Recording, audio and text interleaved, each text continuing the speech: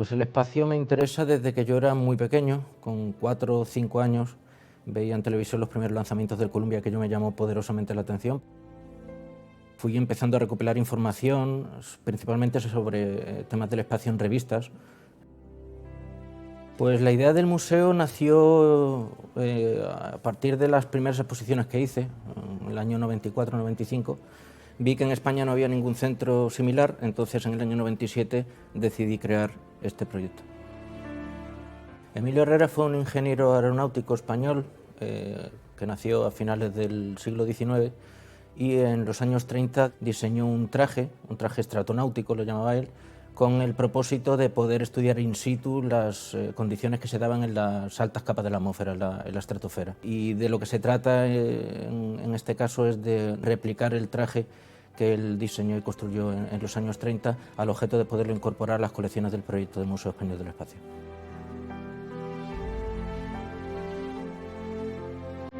España debe a Emilio Herrera más de lo que sabe, reconoce o que se podía uno imaginar. En una época tan turbulenta como la que a él le tocó vivir, no hay que olvidar que él vive prácticamente todo el siglo XX, un siglo muy turbulento en España, y él encontró siempre el sitio justo. Cuando digo justo, lo digo en el sentido exacto del término, el sitio correcto.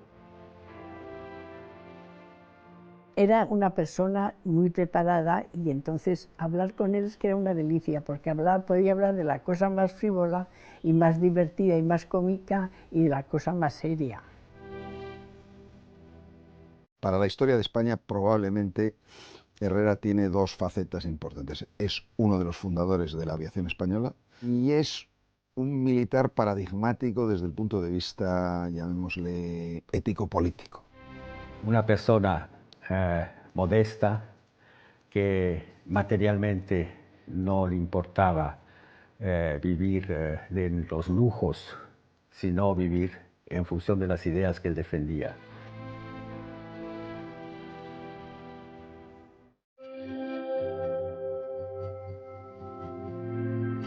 Proyecta, pues eso, elevarse a cerca de 30.000 metros, y eso evidentemente comportaba un gran riesgo. De hecho, sus compañeros de la Sociedad Geográfica que piensan que elevarse a esa altura conlleva un riesgo de muerte.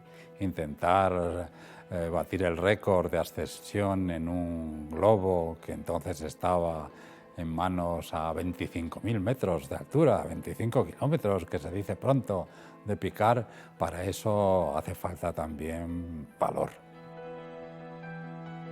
El problema que trataba de resolver Herrera es el mismo que se trata de resolver ahora, es decir, crear condiciones de presión y temperatura internas que permitan la supervivencia.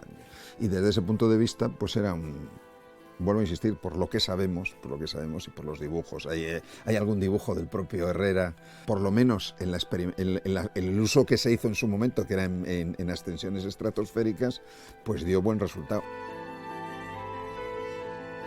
Llega ya un momento en que creo que el momento más culmen que puede considerarse la ascensión estratosférica es que él quiere participar, no lo encarga nadie. Y Herrera ya pasaba de los 50. Él estaba fascinado por la estratosfera. Toda su aventura en globo, yo creo que desde muy joven, lo que él pretendía era llegar más allá.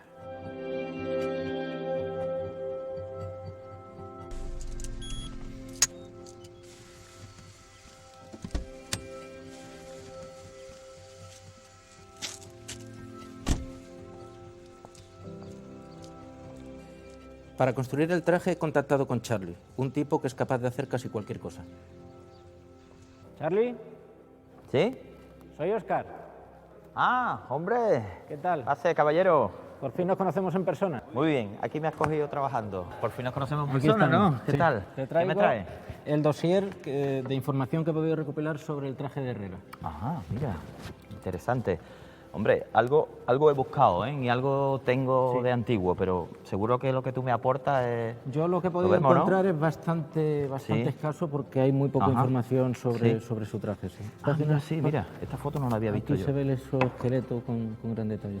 Claro, esto es como un exoesqueleto exterior. Lo que tenemos aquí. que tratar es que el traje se parezca lo máximo posible al que construyó Herrera en Cuatro Vientos. Mira, por ejemplo, aquí viene cada pieza Sí.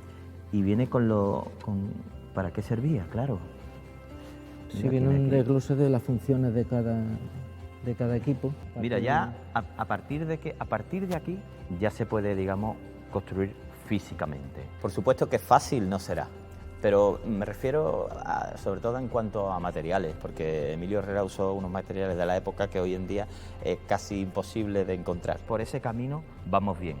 Y aparte que bueno, este esquema que me trae es súper completo.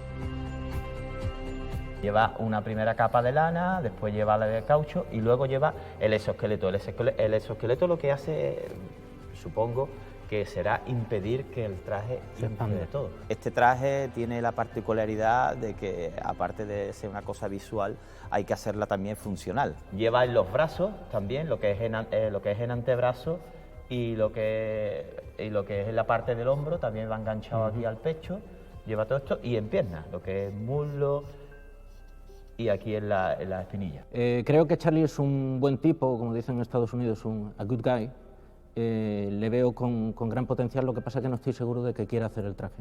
Y después de todo esto, Sí. te voy a hacer la pregunta del millón. Sí. ¿Te ves capaz de construir el traje? Hombre, me veo capaz, ilusionado y por supuesto que lo vamos a tener... Entonces, vamos. ¿trato hecho? Trato hecho, señor. Muy bien, estupendo. El reto me parece fantástico e ilusionante, y más para una persona como yo. Pues me voy de aquí muy emocionado porque es una tarea, yo creo, muy importante el rendir homenaje a Emilio Herrera, que fue el precursor de los trajes espaciales actuales. Y yo creo que es un proyecto que merece la pena y que va a salir bien.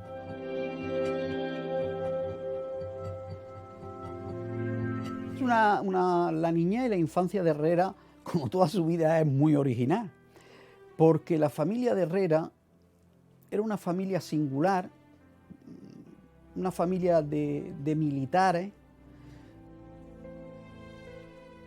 La infancia de Herrera debió ser enormemente significativa para él, por dos razones, porque dice que cuando algunas veces soñaba se acordaba de su casa de Granada, y sobre todo yo creo que tuvo un aliciente fundamental, que es algo que hoy en día que es la parte de la educación emotiva. Existen ciudades como Granada, donde su provincianismo, podríamos decir, se ve contrapesado pues, por la existencia de una universidad a la que pertenecen pues, un buen número de intelectuales, de profesores, y que le van a dar ese ambiente intelectual a la Granada de comienzos del siglo que va a prolongarse prácticamente hasta los años de la Segunda República. Rita Linares Salanava era una mujer también dotada de inquietud intelectual y artística, y era una magnífica pintora. En la casa de Herrera, el piso superior, el padre tiró todos los tabiques de las habitaciones para hacer un salón de actos donde él ofrecía a sus amistades demostraciones de lo que entonces se llamaba física recreativa. Sí, él tenía un recuerdo formidable de su juventud en Granada. Era, yo creo, desde el principio muy consciente de ser un buen estudiante, pero tenía ese lado lúdico que siempre cultivó. Y llegó más lejos todavía, porque en alguno de sus viajes a París debió de presenciar ascensiones de globos y contrató a varios aerosteros para que vinieran a Granada a hacer elevaciones de globos en el mismo centro de la ciudad. Aquí los globos que trajo Herrera, padre, se elevaron en la mismísima Puerta Real, que estamos hablando del epicentro de la ciudad.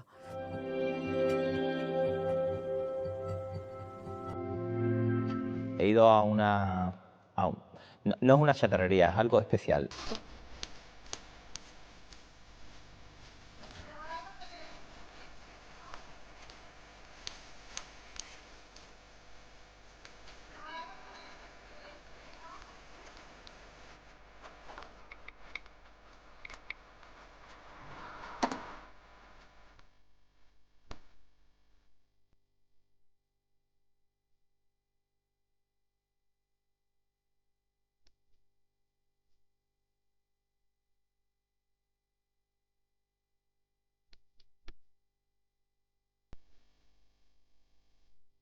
Es un sitio donde hay muchas cosas antiguas, desechables del ejército.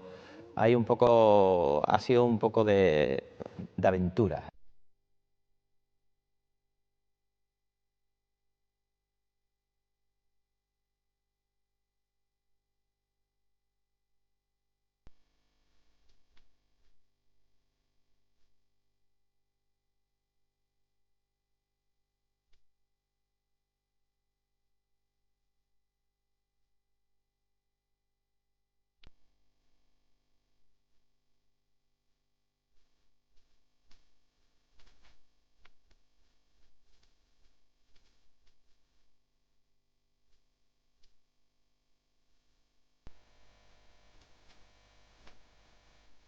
Ahí teníamos de todo, íbamos andando, como ya te digo, he disfrutado con un niño chico.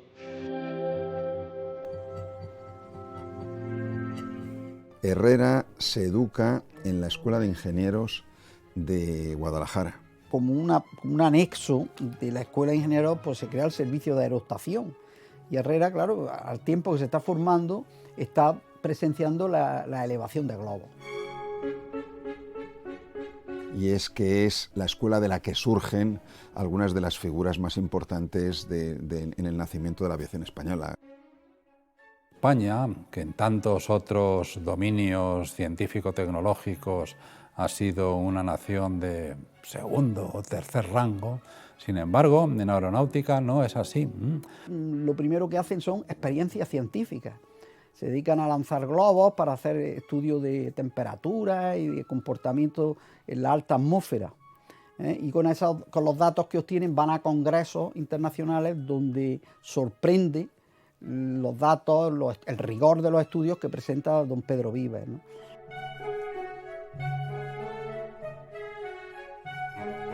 El globo aerostático vuela por un principio muy sencillo, es simplemente la diferencia de la densidad del aire. El aire caliente pesa menos que el aire frío y cuando tú calientas el aire en un globo, pues haces que el propio globo suba. Es un principio muy sencillo, pero que llevó su tiempo a descubrir.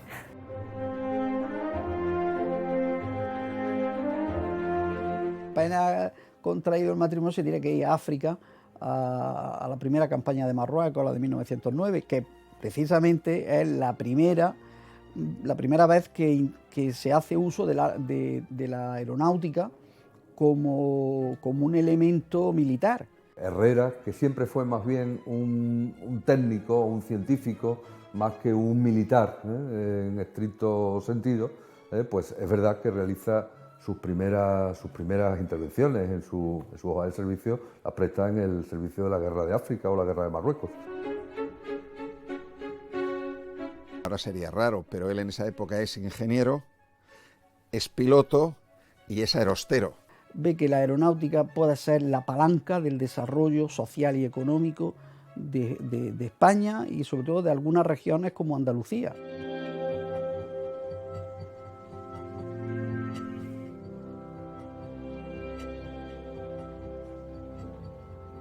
A partir de un neopreno hemos cogido y claro, nos hemos aprovechado del concepto de aislamiento. No íbamos a hacer un traje de lana o... Yo creo que el neopreno nos va a servir bastante para temas de aislamiento.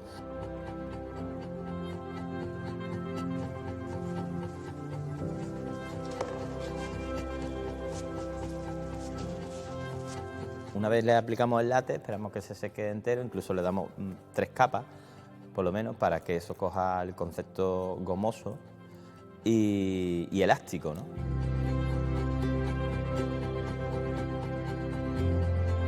La segunda capa se la damos de caucho, que se da con una solución jabonosa, porque es para que fluya un poquito más el caucho, y se aplica con espátula. Es un trabajo muy artesano, es un trabajo muy de... No hay que echarle prisa a estas cosas. Voy a intentar inflarlo, a ver cómo queda, haremos unas pruebas y si eso queda inflado y queda estable a la hora del inflado, y lo más importante, que el inflado tiene que ser para crear un hábitat, para que un hombre esté dentro, claro.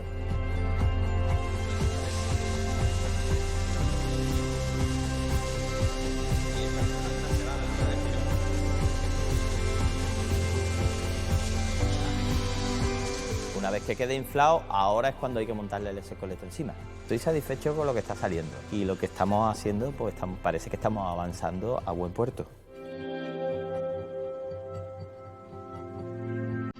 Está cargado de virtudes y es lo que se diría un buen esposo y un buen padre. Cuando tuvo los dos hijos mi abuelo, uno era de inspiración literaria, que encajaba poco en una familia burguesa, y el otro, Piquiqui, Emilio, era más bien, siguiendo los pasos de mi abuelo, un aviador. Su hijo Petere es miembro del Partido Comunista, fue uno de los principales difusores del Quinto Regimiento, y me imagino que, en fin, las discusiones deberían ser muy civilizadas, pero muy duras. Don Emilio estaba por encima de todo, aunque pensara de otra manera, no lo sé, en el fondo era lo mismo y era su hijo. El hijo de Herrera era uno de los primeros aviadores jóvenes que se forman en la Unión Soviética, en la República de Azerbaiyán y Kirovohrad, en esta primera promoción, y vuelve, combatió en una escuadrilla y es derribado en Teruel. Entonces, ¿qué es lo que ocurre? Cae en el bando franco y no se puede rescatar su cadáver por muchas pesquisas que hacen tanto el padre como Petere, el otro hermano.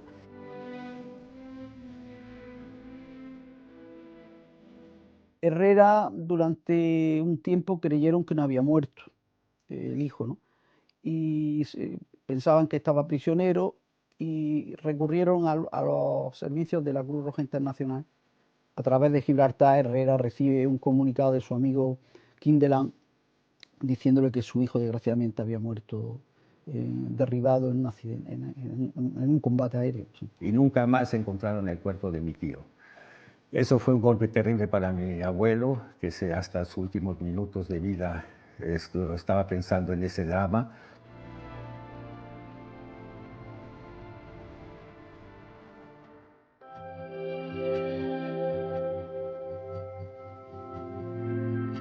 Miguel López Alegría nació en Madrid en el año 58, con muy poco tiempo marchó a Estados Unidos y llegó al cuerpo de astronautas de la NASA en 1992. Yo lo conocí en el año 1998. Su opinión sobre el traje de Herrera yo creo que es bastante importante porque nos puede asesorar sobre el funcionamiento de un traje espacial.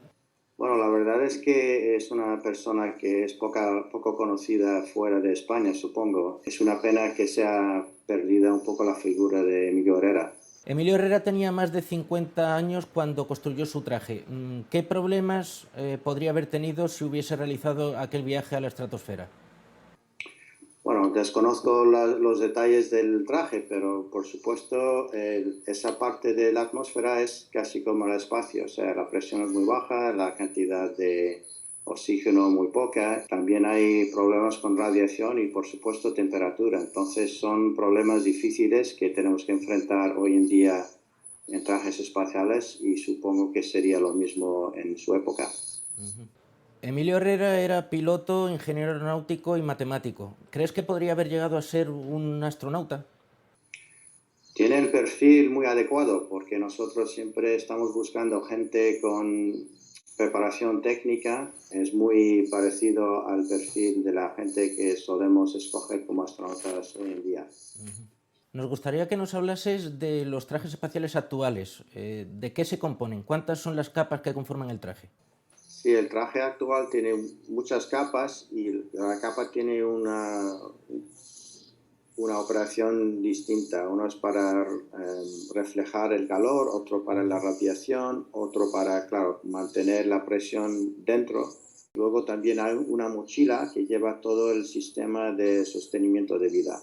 Entonces es muy complicado, pesa con la persona dentro y las herramientas puede pesar a 300 kilos todo el conjunto. Con los datos que tenemos actualmente, ¿crees que el traje de Herrera habría funcionado en el espacio? Fundamentalmente es posible. Hay que conocer los detalles. Por lo visto, estaba bastante desarrollado el diseño y hay toda la posibilidad que hubiera funcionado. Que el dirigible es, simplificando mucho, un globo donde la piel del globo es un poco dura y que tiene un motor que lo mueve. Es la aeronave un poquito que viene pisando fuerte, por así decirlo, y es un poco la aeronave del futuro. Emilio Herrera es uno de los que intentó, junto a Torres Quevedo, establecer una línea regular transatlántica. Y en 1918 presenta su primer proyecto de unión aérea entre Europa y América. No olvidemos que estamos en los años de la dictadura de Primo de Rivera, que se está celebrando en Sevilla la Exposición Iberoamericana, pues de convertir la ciudad de Sevilla, o mejor dicho, lo que hoy es el aeródromo, lo que entonces era el aeródromo de Tablada, en una especie de aeropuerto terminal de Europa, una base donde hicieran escala esos cepelines que iban a realizar la travesía del Atlántico. Y a partir de los años 24, 25, entra en contacto con él la Luftbau Zeppelin, la empresa alemana que había fundado el conde Zeppelin, pues se sientan a estudiar los proyectos de Herrera. En Sevilla montaron una gran empresa, incluso se les ofreció que obreros sevillanos fueran a formarse a Friedrichshafen, que es la base de la Zeppelin, y sobre todo por lo que hubiera sido de revulsivo para la ciudad el construir una fábrica de dirigibles, el tener una estación terminal de Europa, que así como se llama.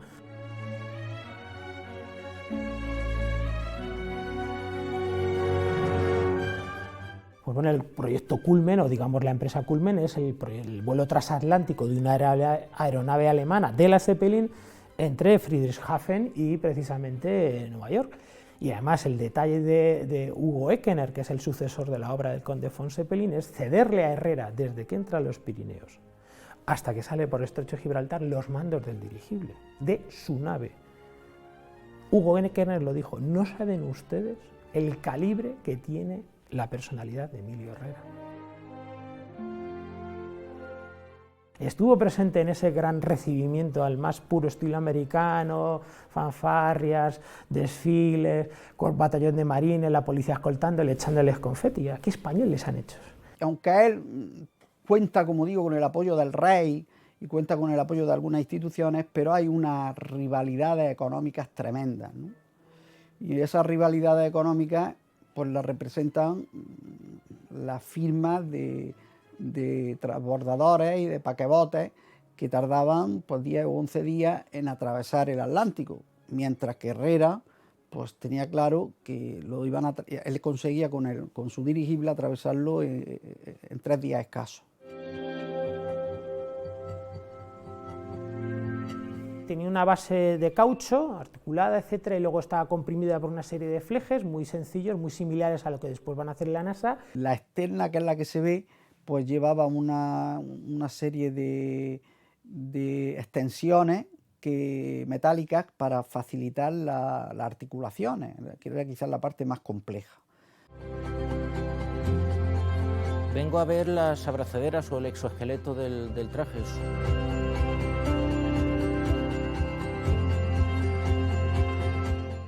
Sobre todo intentar imitar aquellas abrazaderas que construyó Herrera hoy en día con los mismos materiales o los más cercanos es bastante difícil. ¡Hombre! ¿Qué tal? Pasa.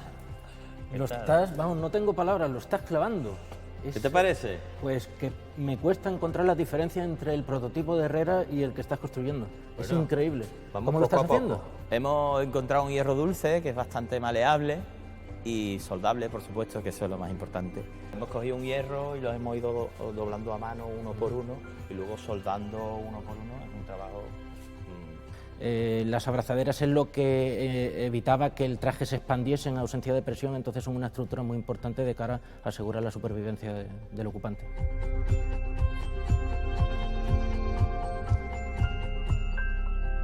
Tenemos que hacer por lo menos 4 o 5 tipos de diámetro.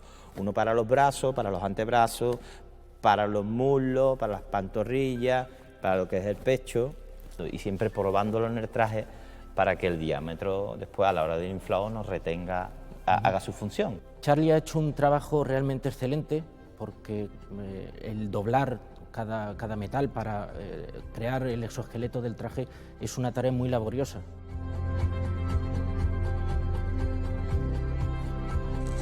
Se suelda una con otra y después se le crea unos tornillos pasantes para enlazar una con otra también. Está en proceso todavía, tiene algunos ajustes que darle, pero más o menos quería montarlo para que lo viera. Está quedando excelente y tengo unas ganas de verlo terminado, que al ver el traje me ha venido a la memoria inmediatamente aquella fotografía en la que se ve a Emilio Herrera posando junto al prototipo de su traje. Se parecen en todo, porque yo creo que la manera, el leitmotiv de hacerlo, creo que es el mismo. Y fue prácticamente una especie de flashback, entonces es algo bastante sorprendente poder ver en vivo el traje. Cuando Herrera hace una hazaña que además tiene un cierto tinte, bueno, vamos a decir, muy español sobre todo, que es atravesar el estrecho de Gibraltar en vuelo y pasar por la vertical de precisamente el Peñón de Gibraltar con el cabreo de los ingleses, bueno, pues es recibido porque saben que en ese momento está entablada al rey, le van a mandar un mensaje, es una manera de llegar y decir, oiga, pese a todo, estamos aquí. Y el rey le concede algo que es muy importante, le nombra gentilhombre a la cámara, le entrega una llave de oro que simboliza la posibilidad de acceder palacio sin necesidad de ir a audiencia en todo momento.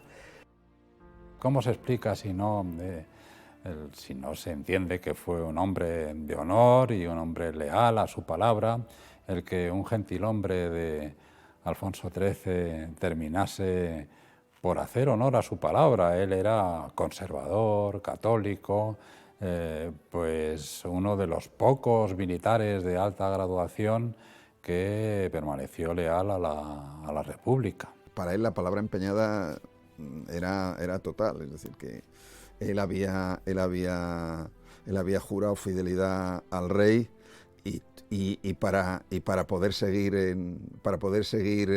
ejerciendo la vida militar fue a pedirle permiso al rey que le liberase de su compromiso a don Alfonso XIII y luego juró fidelidad a la República y ya no tuvo mecanismo de retroceso, no se volvió atrás nunca, ¿no? Herrera en sus memorias relata las peripecias que el grupo de Santander, profesores y alumnos, tuvo que pasar porque el estallido de la guerra les pilló allí, en Santander. Estaba él en la universidad de verano. Mi padre justo el 18 de julio vino de vacaciones para estar con nosotros allí en una aldea de Santander.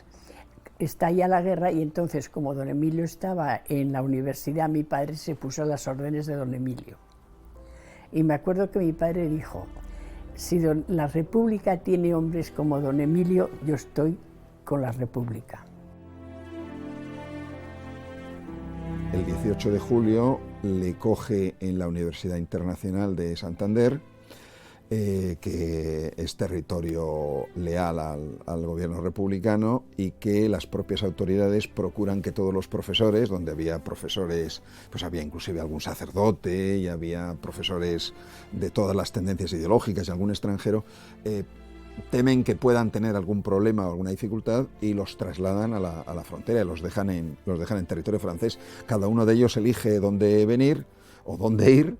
Y Herrera viene al ministerio a Madrid y poco menos que dice, vengo a que hagáis conmigo lo que queráis, no sé si me vais a fusilar o a encargar algo. Y automáticamente acaba responsabilizándose de los servicios técnicos y de formación de enseñanza y tal de la aviación republicana.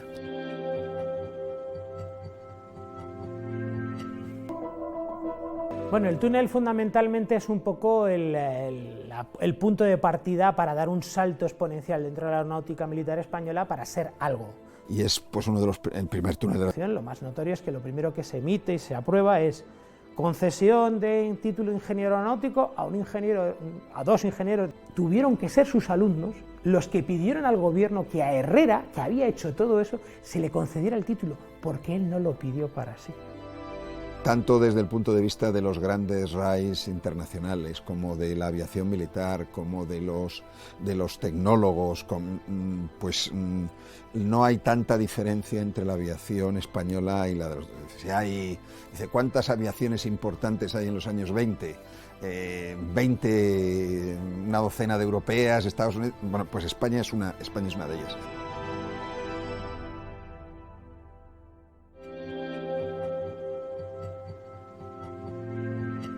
Lo que más peculiar era, o lo más, digamos, antiguo era el casco. La escafandra, que estaba hecha de acero muy polimentado, llevaba unos cristales especiales para evitar el empañamiento y dentro de la misma escafandra llevaba una serie de indicadores de presión, temperatura. Es decir, era un pequeño laboratorio el que llevaba dentro de su propia escafandra y al alcance de su vista, ¿no? Hoy vengo a ver el casco, es una de las estructuras más importantes del traje, una de las responsables de dar presión al interior del traje y que el ocupante no muera despresurizado. Es una estructura bastante compleja, entonces no sé cómo le habrá ido a Charlie, pero tengo muchas ganas de verlo. Óscar, ahí lo tienes. Me has dejado impresionado, increíble. Ya está medio terminado, casi en su totalidad. Hemos usado una pieza de acero. Hemos cogido una pieza de acero cortés, me parece.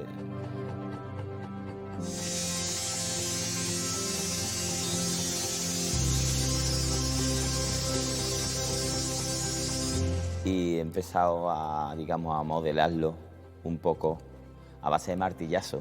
Perdona que no esté muy lisito, pero es que yo no soy especialista. ¿Sabes que tiene que cumplir el cometido? Si el cometido lo cumple... Claro, no ha quedado lo fino que a mí me hubiese gustado. Esa falta de alisamiento, ¿no? Lo hubiese visto él, alguna tara, pues me lo hubiese dicho. Pero le ha dado el visto bueno.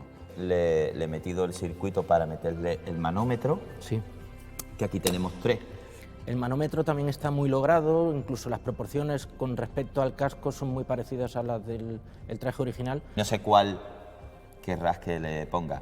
Yo creo que morfológicamente, mira, tenemos este que es moderno, sí. Tenemos este manómetro que es moderno también, pero tenemos esta reliquia. Ese se le parece muchísimo. Esto es al maravilloso. que utilizó Emilio Herrera. Óscar lo ha elegido, uno de las opciones que teníamos de manómetro, y lo hemos puesto y queda morfológicamente idéntico al de Emilio Herrera.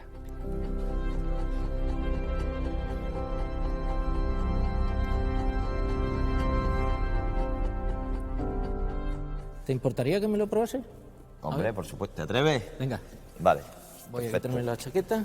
Estoy deseando ponerme el casco y sentirme cómo se sintió Herrera en aquella época. Vale. Entonces, tendría que poner.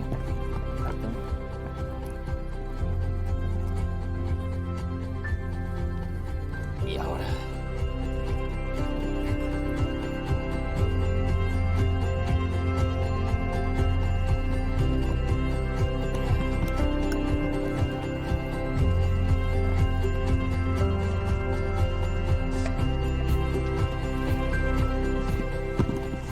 ¿Qué tal, Óscar, ahí dentro? Estupendamente, es más cómodo de lo que yo creía. Sí. Y el ojo de buey ofrece una gran visibilidad.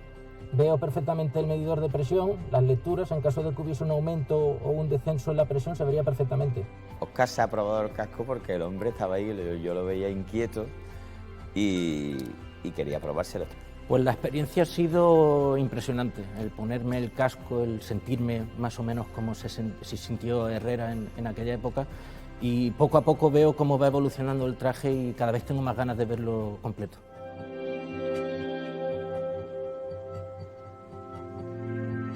Fue a refugiarse a París en un piso pequeñísimo, sin baño, más que un pequeño retrete en una esquina de la cocina, oscuro, y en un quinto piso sin ascensor, que hasta sus 88 años subía y bajaba en París, al lado de la Place de la République. Cuando llega a París, al poco tiempo, entra a trabajar en el máximo organismo de investigaciones aeronáuticas francés, la ONERA. Él escribe bastante en revistas aeronáuticas y en revistas científicas sobre varios temas, temas de aviación, por ejemplo, aviación y reacción. La ciencia francesa se portó muy bien con él porque le facilitaba inmediatamente puestos de trabajo. De ahí salta rápidamente, además, a trabajar en la UNESCO por recomendación de Einstein. Einstein le abre las puertas de la UNESCO y está durante un par de años trabajando allí también, como consultor para temas relacionados con la energía atómica.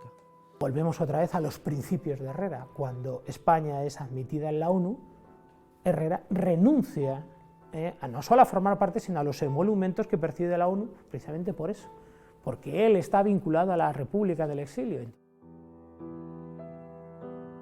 Y pasó todos esos años con una tranquilidad fantástica, una tranquilidad y sin quejarse, porque una de las particularidades que yo no recuerdo que se hubiese quejado alguna vez, solo se quejaba de que Franco seguía vivo, ¿no? Y los nietos, pues siempre que podían y pasaban por París, naturalmente iban con sus abuelos. Bueno, venían gente de lo más atípico y de lo más singular que había, porque había gente que aparecían allí y no se sabía quién era, y había refugiados españoles. Todo el mundo salía, iba a ver a don Emilio. Y además eso, pues, de todos los colores iban a verle, ¿eh?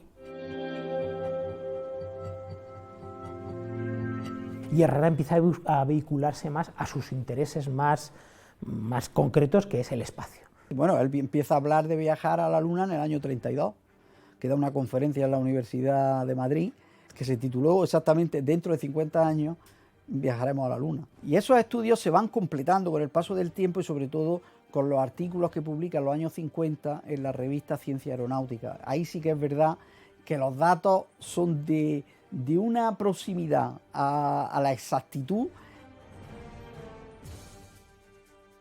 Describe muy oportunamente, por ejemplo, sobre la bomba atómica, hasta tal punto que algunos de los artículos antes de la explosión nuclear, alguien le puede dar la impresión de que tenía más información de la que parecía que tenía el resto de la gente. Al final de la guerra, en 1944, se presentaron dos oficiales de la Gestapo a interrogarle sobre un artículo que iba a publicar en una revista llamada Génie Civil en París, donde hablaba de la bomba atómica, de la energía nuclear transformada en bomba atómica.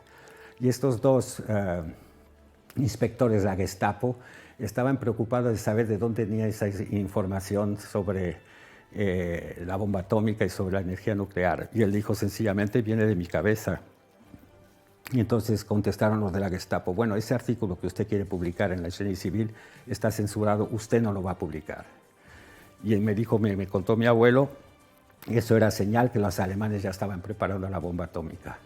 Y yo lo hice a propósito para ver cómo iban a reaccionar. Si me censuraban, quería decir que la bomba atómica está muy cerca y que la iban a lanzar sobre Londres.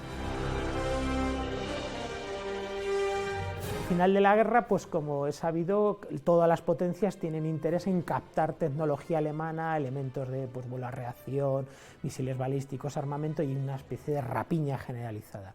A Francia se le dejan un poco, pues algunos elementos, algunos restos, digamos, de migajas del botín, y ellos tienen acceso precisamente a algunas plataformas, algunos de estos cohetes V2, con los cuales se estuvo bombardeando precisamente Inglaterra.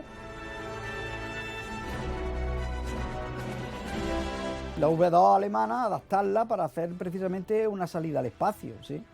Y bueno, pues Herrera lo que hace sobre todo es un estudio de cuáles son los elementos más idóneos de propulsión para poder lanzar un cohete balístico al espacio.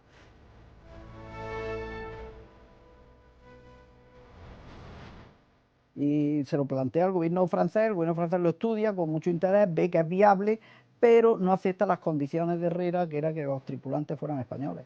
Evidentemente, eso era una condición desde luego que estaba condenada al fracaso, ¿no?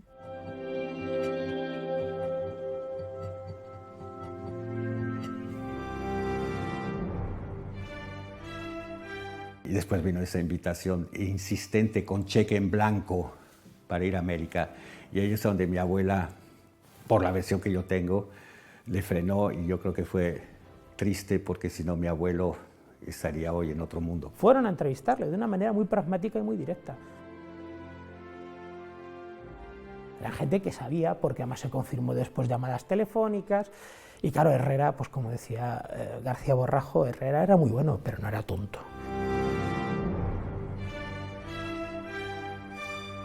Estaban muy interesados en fichar, digamos, al abuelo para Estados Unidos, para América. Y entonces habían prospecciones, digamos, disfrazadas en periodistas, que posiblemente me decían, abuelo, esta gente sabe tanto de matemáticas, me parece raro que sea un periodista. Cuentan una anécdota que no sé si es cierta, de que cuando le brindaron la oportunidad de colaborar precisamente en relación con el tema de los trajes aeroespaciales y tal, que él dijo, bueno, pero entonces España figurará, y dijeron los americanos que naturalmente no.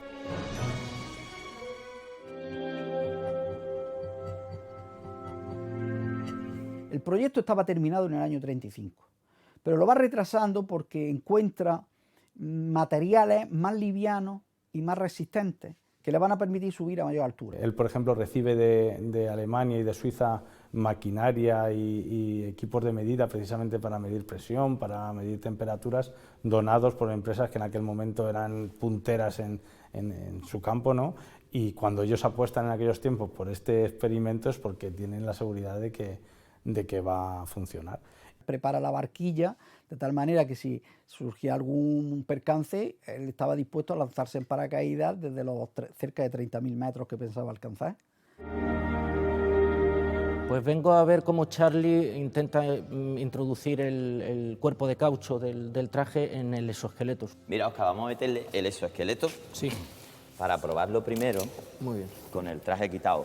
Lo inflaremos con el exoesqueleto puesto, lo más seguro. Vamos a ver qué pasa. Esto es un proceso que me da miedo. Le hemos hecho unos tornillos pasantes para que haga la acción de poder... Aquí tienes el otro. Ahí. La tuerca. Y la tuerquecita. El meter el cuerpo de caucho en el exoesqueleto entraña bastante dificultad porque el exoesqueleto es metálico, el caucho tiene cierta resistencia, pero existe el riesgo de que las estructuras metálicas dañen el caucho.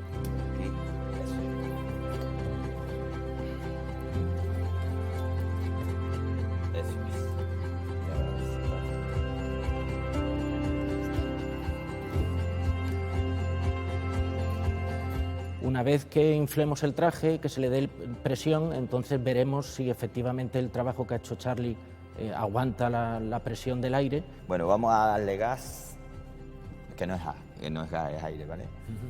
Damos un poquito de aire aquí, de presión. Lo inflamos a través del casco, ¿de acuerdo? Está entrando, perfecto. Eso es. ¿Se está inflando bien? Sí, de momento sí. Creo que sí, creo que entra bien. Se forman algunos pliegues, pero... ¿Dar un poquito más? ¿Está inflando ahí? Sí, poquito a poco va entrando.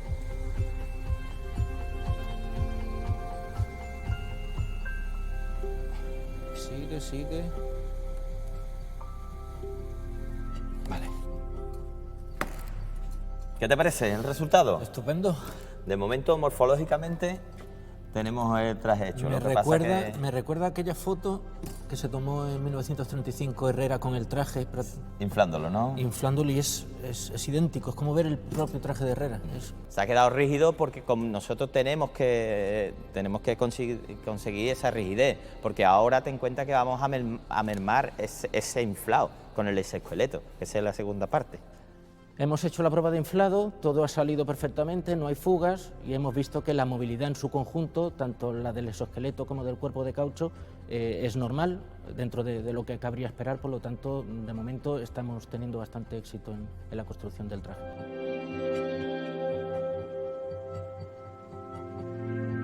¿Cómo un militar monárquico, católico y de derechas, por respeto al sistema legal establecido y lealtad a su palabra, acaba en el bando de un gobierno vencido y hasta en el exilio colabora en lugares de alta responsabilidad con ese gobierno. Asume la presidencia de la República prácticamente cuando la República solamente la reconocen ya los gobiernos de México y de Yugoslavia, cuando se han agotado los recursos. Yo diría que a peor, porque con más obligaciones y sin ninguna ventaja, porque claro, aquella presidencia pues no... Vamos, quiero decir que económicamente nada, para él más obligaciones. Cuando acaba la guerra y se exilia, pues yo creo que él tiene un nivel de compromiso, preocupación, alineamiento con los vencidos muy notable. La presidencia de Emilio Herrera tiene lugar en una coyuntura muy diferente a la que había sido el inicio de lo que podríamos llamar la República en el exilio. Los valores éticos y simbólicos son mucho más importantes que la eficacia o los réditos cobrados. A partir de los años 50, cuando Emilio Herrera asume la presidencia del gobierno, el régimen de Franco no tiene ya nada que temer. Es un régimen que ha entrado en los principales organismos internacionales y que sobre todo acaba de firmar unos acuerdos militares por el cual se establecieron las bases norteamericanas en nuestro país que garantizaban definitivamente el que no se iba a hacer nada por obligar a Franco a abandonar el poder. Pues es una prueba de una creencia en la verdad, en la legalidad y en el espíritu de progreso que al final la historia alcanzará, que emociona.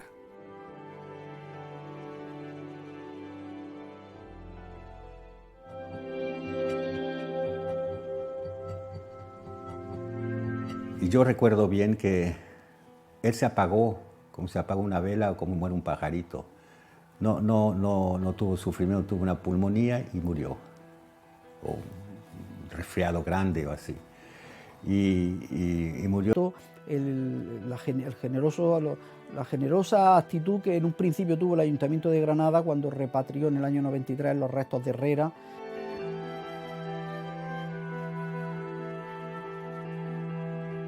Inclusive el Ejército del Aire ha tenido una cierta magnanimidad con la figura de Herrera, en algún acto y tal, que no ha tenido la Academia de Ciencias. Y 40 años de no mención son muchos. De manera que en el caso de Herrera se mezcla la política con algo que, por desgracia, y lo que voy a decir es algo duro, pero es así, es ignorancia y falta de interés en nuestro pasado.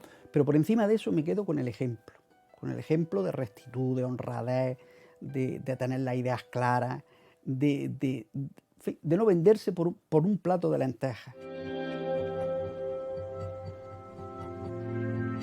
Era para él el sueño de su vida, fue el sueño de su vida subir a la estratosfera en 1936. Como decía mi abuela, hasta cierto punto, menos mal que no lo hizo porque yo no sé si iba a morir. Allí se crea una cámara hipovárica, la primera que funciona en España, y lleva a cabo él personalmente la experiencia, con total éxito. Un fotógrafo famoso que llega y que le toma una instantánea, que es muy famosa, y que en el momento Herrera está descansando y dice, estaba convencido que en esos momentos estaba Herrera pensando en la luna. Muy probablemente todo se debió de perder cuando en la guerra civil pues, las tropas de Franco entran en Cuatro Vientos, se bombardea y muchísimo otro material. Por fin ha llegado el día, hemos terminado el traje y estoy esperando a Óscar para hacer la prueba dentro de la cámara. ¡Charlie! Hombre, Óscar, ¿qué tal? ¿Cómo estamos? Muy bien. ¿Te ha costado trabajo llegar o qué? No, he llegado sin problema. ¿Dónde estamos? Estupendo. Pues estamos en la cámara donde vamos a hacer la prueba. Ajá. Donde vamos a meter el traje de Emilio Herrera. Muy bien.